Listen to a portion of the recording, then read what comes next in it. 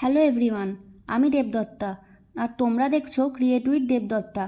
আজকের নতুন একটা ভিডিওতে তোমাদের স্বাগত। ইনডোর প্ল্যান্টের মধ্যে ফিলোডেনড্রন আমার খুব পছন্দের একটা গাছ।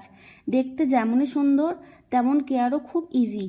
আর যদি ঠিকভাবে কেয়ার করা যায় তাহলে একটা গাছ থেকেই খুব সহজে অনেকগুলো নতুন নতুন চারা তৈরি করা খুবই ইজি। চলো দেখে নিই ফিলোডেনড্রনকে হেলদি রাখার জন্য কি কি করতে হবে। প্রথমেই আসি জল দেওয়ার কথায়। প্রত্যেক দিন গাছে জল দেওয়ার কোনো দরকার নেই। জল দেওয়ার আগে আঙুল দিয়ে ভালো করে সয়েলটা চেক করে নেবেন। সয়েলের ওপর লেয়ারটা যদি শুকিয়ে যায় তাহলেই জল দেবেন। আর একটা কথা খুব ইম্পর্টেন্ট, পটের নিচে ড্রেনেজ হোল অবশ্যই থাকতে হবে। জল দেওয়ার পর এক্সট্রা ওয়াটার যেন তাড়াতাড়ি বেরিয়ে যায় সেদিকে নজর রাখতে হবে। গাছের গোড়ার জল জমে থাকলে রুট রট এবং ফাঙ্গাল প্রবলেমও হতে পারে। তাই ফিলোডেনড্রনের জন্য ওয়েল ড্রেনিং সয়েল মিক্স খুব ইম্পর্টেন্ট। আমি যেভাবে সয়েল মিক্স রেডি করি সেটা নিয়ে খুব তাড়াতাড়ি একটা ডিটেলডে ভিডিও আসছে, তাই চ্যানেলটাকে অবশ্যই সাবস্ক্রাইব করে রাখবেন। এবার আসি লাইটের কথায়।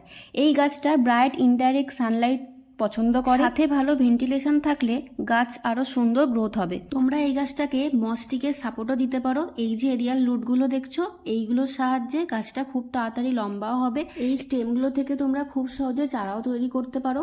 আমি মাত্র 1 মাস আগে কয়েকটা কাটিং থেকে প্রপাগেশন করেছিলাম। দেখো কাটিংগুলোতে কত সুন্দর রুট চলে এসছে।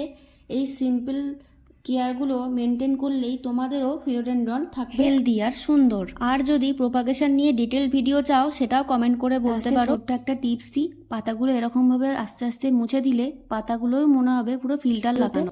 আজ টাটা।